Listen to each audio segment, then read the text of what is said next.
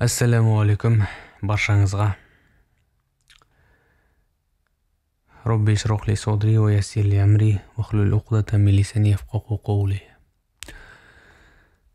Бүгін сіздерге бір әңгіме айтып бергім келіп отыр. Түнгі ой, түнгі әңгіме сіздерге пайдалы болсын. Сенімді ақтамау, сенімсіздік, сатқындық деген тақырыптар жөнінде.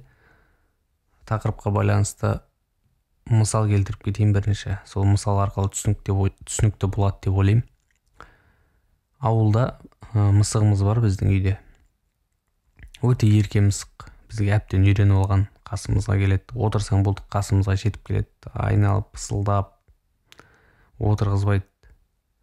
Әбден қолға үйренген, мінезі де жақсы, не керек, иттердің де қасында жүре береді. Қысты күні иттердің үстіне жатады. Сол не керек, сол мысығымды көтеріп алып келіп, бір күні көтеріп жүрмін ғой, қолыма ұстап бір лаулап жанып жатқан пештің қасына келдім. Пеште отын лаулап қызып жанып жатыр екен. Қызуы сыртқа ұрып тұр. Қасына келдім, көтеріп, мысық қолымда тұр. Ол ешқандай маған қауіп төнеді-ау деп ойламайды.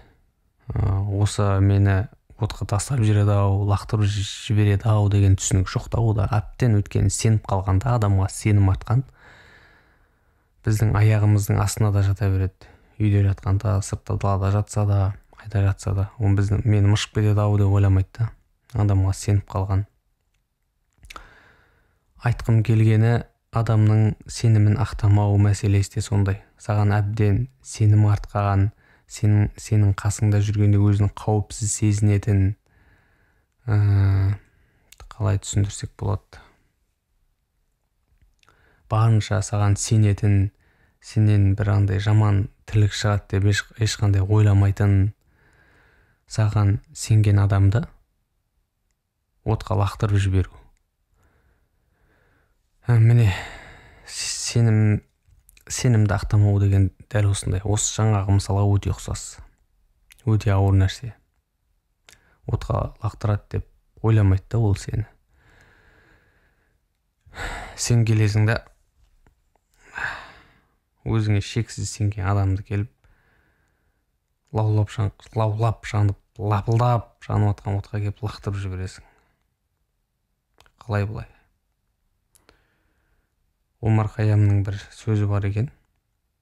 Егер біреуге сенім артсаң дейді, оның қолына пышақ бересің дейді. Ол пышақпен сені қорғауы да мүмкін, бауыздауы да мүмкін дейді. Кімге сенім артатын кезде, сенім артатын адамдарыңызды асықпай таңдап алыңыздар.